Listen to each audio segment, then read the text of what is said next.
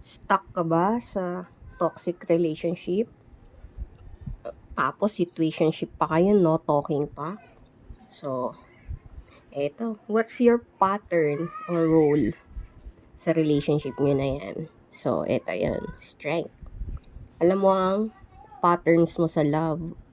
Baka may tendency ka magstay kahit toxic or mag-take ng too much responsibility.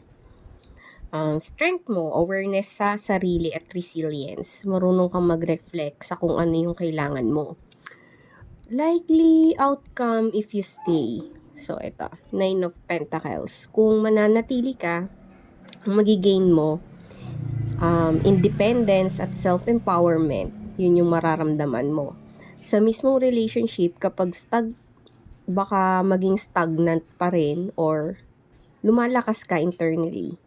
Ang bottom line dyan kasi, thrive ka ng thrive kahit hindi nagbabago yung tao dun sa tabi mo, kahit hindi nagbabago yung kupal mong angkol. Sige ka pa rin ng sige. Kasi, hindi ka hindi ka umalis nagstay ka lang So, ito naman yung outcome kapag pinili mong mag-go, the devil. Leaving, syempre sobrang intense nun, 'di ba? Maaaring ma-expose ka, or ma-expose yung attachment mo, temptation, or yung unhealthy hooks mo dyan sa person mo na yan, or dyan mismo sa sarili mo. Maaring messy, pero malinaw yung napaka-toxic na dynamics ng relationship nyo. Lesson dyan, minsan kailangan mo munang ma-feel yung kaguluhan ng buhay bago mo ma-realize yung katotohanan. Next is, eto, interesting to. Yung ability to change in the other person, the moon. Mahirap na i-expect na magbago sila. Napaka-mysterious, unclear, tsaka medyo mapanlin lang yung energy ng person mo na yan. Huwag ka masyadong mag-rely na makakahanap ka ng clarity sa sarili. Sa sarili ka muna. Sarili mo muna yung i-focus mo, wag sa kanya.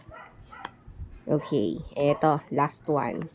Backlash or risk if you leave. Wheel of Fortune. So, ending your relationship or ending this can bring sudden shifts or surprises sa life mo. Bawa, emotional intensity or karma. Yung hinihintay mong karma. Pero tandaan, yung wheel laging umiikot yan. Minsan nasa ilalim, nasa taas, ikot-ikot lang. Leaving might be necessary para makawala ka sa cycle na yan. So, advice ko, kung mag-stay ka, safe, comfortable, pero toxic pa rin.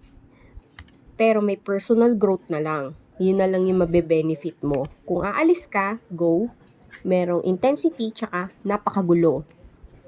Pero, finally, makikita mo yung katotohanan, tsaka makakalaya ka dyan sa punyetang na yan, sitwasyon na yan.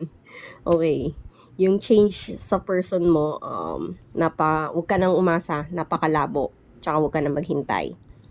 So, yung strength mo, ito, nasa na ba yun? Yan. Ay, mali, devil pala yun.